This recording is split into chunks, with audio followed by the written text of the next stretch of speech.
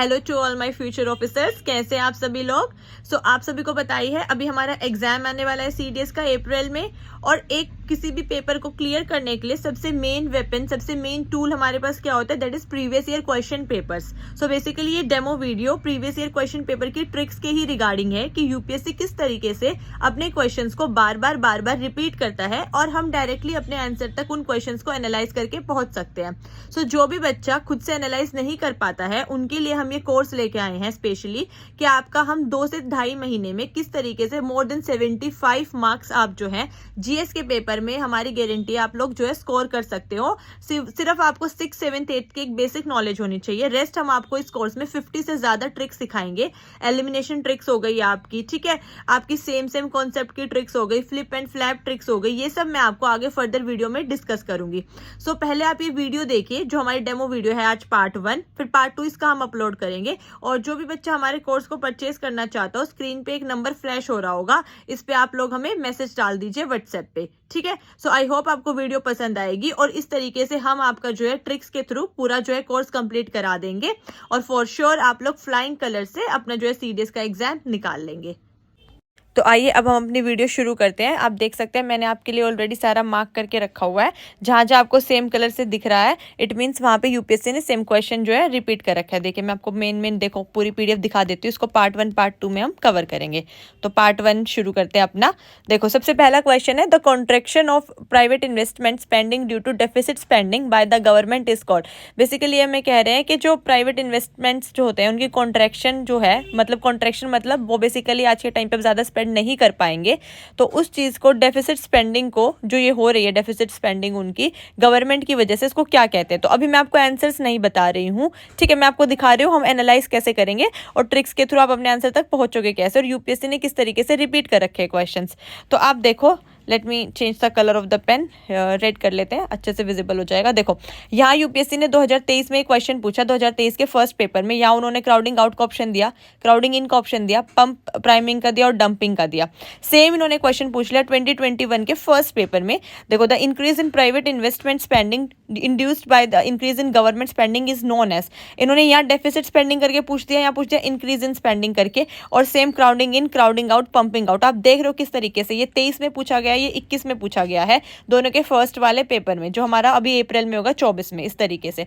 तो same question, in fact same options बिल्कुल as it is जो है हमारे रिपीट किए गए हैं। अब हम नेक्स्ट क्वेश्चन पे चलते हैं। आंसर्स अभी हम नहीं डिस्कस कर रहे हैं, वैसे crowding in and crowding out इस तरीके से इनके आंसर्स हैं, बट वो लेटर ऑन मैं आपको कोर्स में बताऊंगी कि हमें आंसर कैसे, कॉन्सेप्ट क्या है इसके पीछे। लेकिन आप देख रहे हो कितने ज्यादा रिपीटेशंस है, तो हमें ये टॉपिक्स करने हैं और इस तरीके से हमें अपने आंसर तक पहुंचना है। Then which one of the following statement is regarding not correct regarding acids. अब हम बताने कि एसिड के रिगार्डिंग हमारी कौन सी स्टेटमेंट इनकरेक्ट है, ठीक है। तो देखो जो HCl होता है हाइड्रोक्लोरिक एसिड, वो हमारा ये कह रहे हैं कि गैस्ट्रिक जूस के द्वारा सिक्रेट किया जाता है स्टमक में, ठीक है। फिर एसिटिक एसिड के बारे में इन्होंने बता दिया, जो मेन कॉन्स्टिट्यूएंट है हमारा विनेगर का। ऑक्सैलिक एसिड हमें टेमेरिन के पेस्ट में मिलता है, और लेमन और ऑरेंज जो है इनके अंदर सिट्रिक एसिड और एस्कॉर्बिक एसिड्स होते हैं, ठीक है। तो हमें नॉट करेक्ट बतानी है। अब आप इसी के साथ आओ नेक्स्ट क्वेश्चन जो 2020 में पूछा गया था सेकंड पेपर में। देखो यहाँ पे भी इन्होंने हमसे एसिड के ऊपर पूछा था।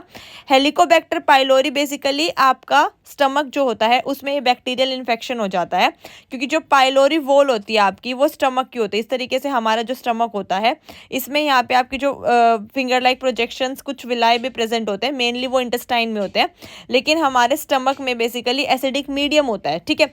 तो वहीं पे हमारा अगर ज़्यादा एसिडिक मीडियम हो जाता है, ठीक है, क्योंकि आपका जो एसिडिक स्केल है उसमें आपको पता होगा pH जो है 7 से कम जो है वो हमारे एसिड की तरफ है, तो हमारा हेलिकोबैक्टर पाइलोरी जो है इन्फेक्शन हो जाता है।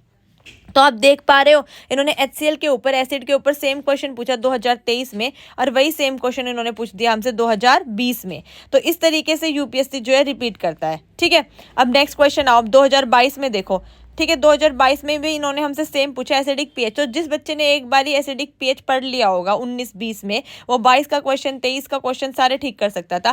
फिर ट्रिप्सिन एंड पेप्सिन पूछ लिया। आपको पता है ट्रिप्सिन और पेप्सिन जो है हमारे स्टमक में सिक्रीट होते हैं, ये आपके एसिडिक मीडियम में ही काम करते हैं, लेकिन हमें बताना था कौन एसिडिक मीडियम में काम नहीं करता है, ठीक है। तो देखो सेम इन्होंने क्वेश्चन पूछा, मेन आपका इसमें पेप्सिन है, उसको एसिडिक मीडियम चाहिए ही चाहिए होता है। तो अब मैं सिर्फ इतना बताना चाहती हूँ आपको किस तरीके से यूपीएससी रिपीट कर रहा है। इधर 22 में पूछ लिया, 20 में पूछ लिया, 23 में पूछ लिया, सेम एसिड वही HCl के ऊपर आपका क्वेश्चन। देन 2014 में भी इन्होंने हमसे पहले पूछ रखा है कि which of the following is not correct regarding baking soda. देखो फिर लिख दिया इन्होंने, it neutralises excess acid in the stomach. ये तो सही स्टेटमेंट है, खैर हमारी वो करता है। तो फिर स्टमक पे आ गया, मतलब घूम फिर के HCl हो गया, एसिड हो गया, ये इस पे क्वेश्चन जरूर पूछ रहे हैं। तो ये वो थीमेटिक रिपीटेटिव टॉपिक्स हैं जो हमें जरूर पढ़ के जाने हैं, ठीक है। तो 4 बारी मिनिमम यूपीएससी क्वेश्चन पूछ चुका है। नेक्स्ट क्वेश्चन पे अब हम अपने चलते हैं, नेक्स्ट टॉपिक देखते हैं। देखो, which one of the following acid is secreted by leaves of nettle that causes painful stings. तो जो निटल होता है आपका, उसकी जो लीव्स होती हैं प्लांट की, उससे कौन सा एसिड सिक्रेट होता है, ये इन्होंने हमसे पूछा 2021 में। 2019 में भी सेम इन्होंने एसिड्स वाले क्वेश्चन पूछ दिया हमसे। Which one of the following acid is also known as vitamin C. Vitamin C को हम कौन सा एसिड कहते हैं, ये 19 में पूछा था। अब आप देखो बिल्कुल as it is option repeat है। मिथेनोइक एसिड ए पे है, इसमें भी देखो मिथेनोइक एसिड इन्होंने ए पे दे दिया। देन सिट्रिक एसिड दिया, टार्टरिक दिया, एसिटिक दिया। यहाँ पे इन्होंने एस्कॉर्बिक, लैक्टिक और टार्टरिक दे दिया। आप देख रहे हो बिल्कुल सेम रिपीटेड है। तो आप बताओ इस तरीके से एनालिसिस आपको कौन करके देगा, और ये मैं आपको बता रही हूँ। अभी आप आंसर को भूल जाओ, मैं आपको ये सिखा रही हूँ। यूपीएससी के पास जो है गिने चुने थीमेटिक रिपीटेटिव टॉपिक्स हैं, उन्हीं से यूपीएससी जो है क्वेश्चंस बार बार फ्रेम करता रहता है। फिर बच्चे बोलते हैं कि मैम हमारा क्लियर नहीं हो पा रहा है, हमारे 20 नंबर नहीं आ पा रहे हैं। बताओ आप कैसे नंबर नहीं आएंगे। मैं आपको बिल्कुल क्रिस्प कंटेंट दूंगी हमारे कोर्स के अंदर। ये डेमो वीडियोज हैं, ये आपके लिए फ्री रहेंगी, ठीक है। लेकिन मैं आपको बता रही हूँ हम कोर्स में किस तरीके से प्रोसीड करेंगे। तो जैसे अभी तक सिर्फ मैंने आपको 3 टॉपिक बताए हैं, और यूपीएससी उन पे बार बार क्वेश्चंस पूछ रहा है। आपको स्टमक पढ़ना है, HCl पढ़ना है, डाइजेस्टिव सिस्टम वाला पॉइंट हो गया हमारा, एसिड्स ये वाले देखो, फिर एसिड्स पढ़ने हैं हमें। इस तरीके से हम जो है प्रोसीड करेंगे अपने कोर्स में। अब हम आगे चलते हैं। देखो क्वेश्चन नंबर 109, इसमें यूपीएससी ने 2019 में हमसे पूछा, एक antibiotic is not useful against a virus. ठीक है, कोई एंटीबायोटिक जो वायरस के अगेंस्ट में यूजफुल नहीं है, जबकि एक वैक्सीन है, ठीक है। Which one of the following is the most appropriate reason for this. कि भाई ऐसा क्यों कि एंटीबायोटिक जो है आपके वायरस के अगेंस्ट में नहीं है, लेकिन वैक्सीन यूजफुल है। तो यहाँ पे इन्होंने फिर अपने अपने पॉइंट्स लिख दिए कि भाई जो एंटीबायोटिक है कैन ब्रेक डीएनए या आरएनए ओनली, वेरस वायरस जो है खाली डीएनए को ब्रेक करता है, या वायरस में खाली डीएनए होता है, ठीक है। ये हमसे पूछा 2019 में। अब 17 में इन्होंने, उससे पहले 2 साल पहले हमसे सेम क्वेश्चन पूछा था, जिसमें इन्होंने पूछा poly nucleotide chain of DNA content, जो हमारी पॉली न्यूक्लियोटाइड है डीएनए की, उसमें क्या होता है। तो आप थीम्स देख रहे हो, थीम्स पकड़ो यूपीएससी की, कि यूपीएससी ने हमसे जो है पूछा है कि सेम थीम के ऊपर, कि यहाँ भी इन्होंने हमसे डीएनए पे पूछा 19 में, 17 में भी इन्होंने हमसे डीएनए पे पूछा, और 17 में back to back same set में question number 1 and question number 2 आपके डीएनए के ऊपर थे।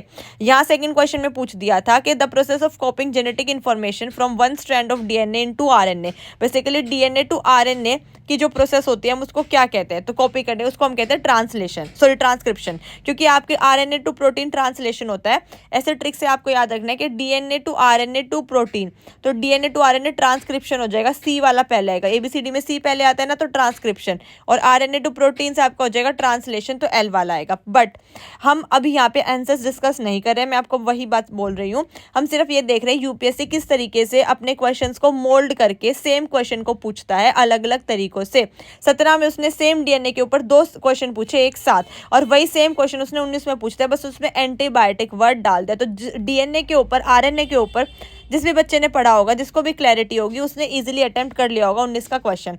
अब देखो 19 में इन्होंने पूछा हमसे, 19 के पहले पेपर में हमसे पूछा था कि which one of the following statement is not correct about elements हो गए या आइसोबार्स हो गए, ठीक है।